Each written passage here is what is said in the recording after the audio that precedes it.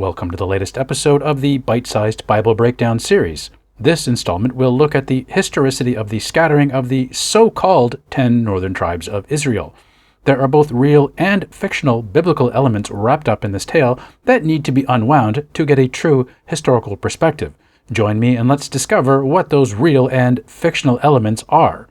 As noted in previous videos of the series, much of the early biblical history of Judaism is a pious family history contrived in the 7th century BCE to further Judah's King Josiah's ambitions.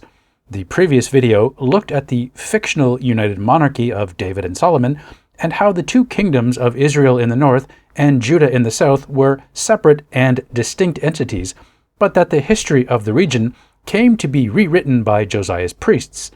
In rewriting that history, Josiah's propaganda created a family link to the northern lands that he wished to annex to Judah following the destruction of the kingdom of Israel by the Assyrians in the 8th century BCE. It was that Josianic propaganda which claimed that it was the 10 northern tribes of the United Monarchy who were deported by the Assyrians.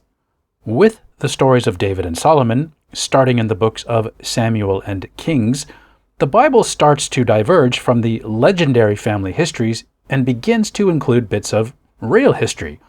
2 Kings 15:29 is one of those precious few examples of real history dealing with the deportation of the northern population of Israel by the Assyrians in the 8th century BCE. Deportation was a common practice of the Assyrian, Babylonian, and Persian empires as a means of subjugating a conquered people.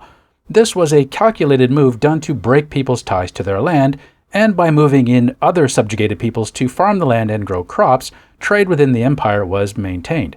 However, the whole population was not deported. Modern scholarly estimates suggest perhaps only 10%, most likely the elite, were deported, with the majority staying behind.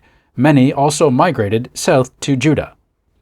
Those who remained in the north intermarried with the few thousand transplanted deportees who were resettled, where they assimilated into what became Samaritan culture. This resettlement of foreigners into the lands of Israel would play a role in the post-Babylonian captivity prohibition against associating with the peoples in the northern lands.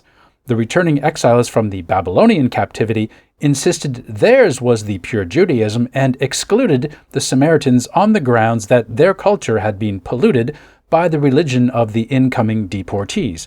That prejudice has continued through the time of Jesus and up to today, in which the Israeli census considers the Samaritans as a distinct group. While the northern kingdom of Israel had been thoroughly destroyed, the southern kingdom of Judah sued for peace and agreed to become a vassal state of the Assyrians. Judah's rise as a sophisticated society now began and set the stage for the reforms of King Josiah a century later, after the fall of the Assyrian Empire and the rise of the Neo-Babylonians. As such, the Judahites were the only survivors, and the survivors write the history. Thanks for watching. Please check out the other videos on my channel if history is your thing, and see you next time.